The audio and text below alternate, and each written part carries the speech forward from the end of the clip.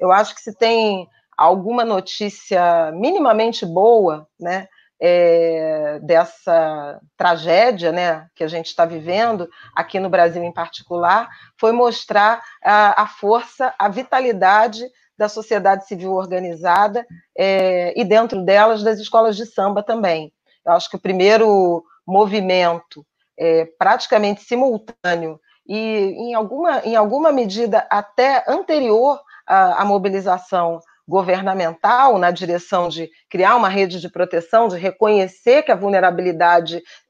da população aumentaria muito, ela veio do movimento social, né, das entidades de território,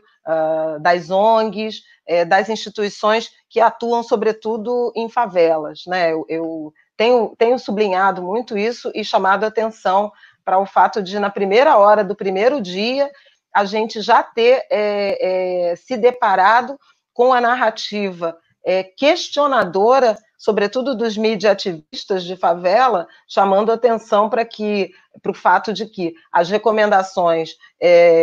primordiais do Ministério da Saúde no combate à pandemia, que eram água corrente, sabão e álcool gel,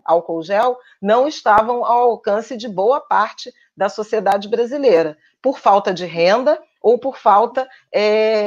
de condições habitacionais e de acesso a serviços públicos que já deviam nos ser garantidos há muito tempo, por exemplo, o acesso à água potável, encanada e abundante. Né? A partir daí, a gente viu um florescer de várias iniciativas, né? Iniciativas que eu gosto de chamar de tecnologia social, né? E algumas muito inovadoras na direção de uma mobilização para arrecadação de recursos, uma estratégia de planejamento muito bem feita na direção da compra das mercadorias, seja alimentos, sejam kits de higiene, seja água, na organização de armazenamento e montagem desses kits, e a partir daí na logística de distribuição, levando em consideração as necessidades de proteção da saúde de quem estava distribuindo e de quem iria receber esses mantimentos, esses kits. Então, veja que é uma cadeia completa de um business que naquele momento não existia, um negócio social, né? Um business sem fim lucrativo, mas um negócio social que não existia até um mês e meio atrás e que, assim, com muita rapidez, com muita capacidade de observação de conhecimento de território, de formulação de diagnóstico, ela foi criada. São casos de dar inveja aos grandes marqueteiros que ainda estão debruçados sobre suas planilhas sem saber como fazer. Né? Essas organizações sociais, essa sofisticada teia ou estratégia construída pela sociedade civil, ela ainda derivou numa iniciativa muito forte de desenvolvimento local, quando, em boa parte desses projetos, a compra dos alimentos, da água, foi feita por comerciantes do bairro, dos territórios, das regiões, das próprias favelas, fazendo o dinheiro circular e manter alguns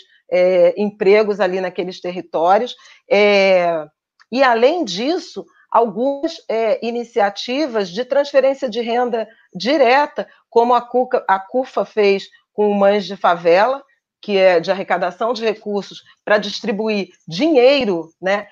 para mulheres chefes de família dos territórios, ou o movimento pela vida de nossas mães, em que filhos de empregadas domésticas e diaristas se mobilizaram numa campanha,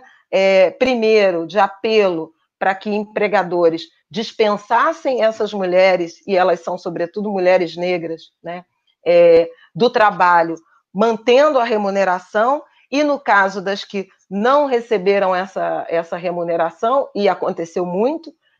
arrecadação de recursos para redistribuir e tentar recompor minimamente a renda dessas mulheres. Então, o papel da sociedade civil tem sido absolutamente incrível, irretocável, e só não é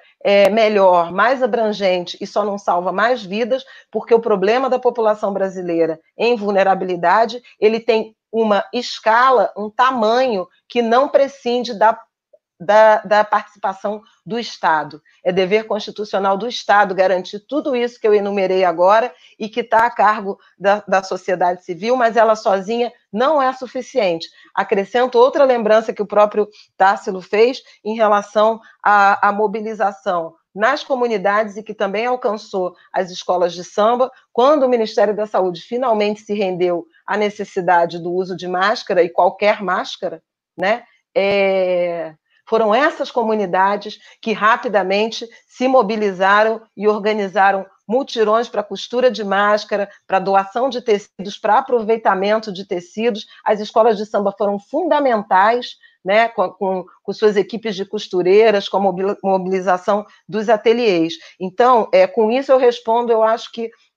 um pouco do que as comunidades já fizeram e do que elas são capazes de entregar para a sociedade brasileira com um Estado disposto a dialogar, a entender quais são as necessidades dessa população e a regimentar essa mão de obra tão talentosa e tão inovadora. É mais esperança do que otimismo, porque a forma como os governos têm se comportado não são na direção de aumentar o diálogo, de aumentar a interação, a integração com o movimento social organizado. No entanto, a gente está avançando e dando demonstrações de como, do que é preciso e do como é preciso fazer o que é preciso.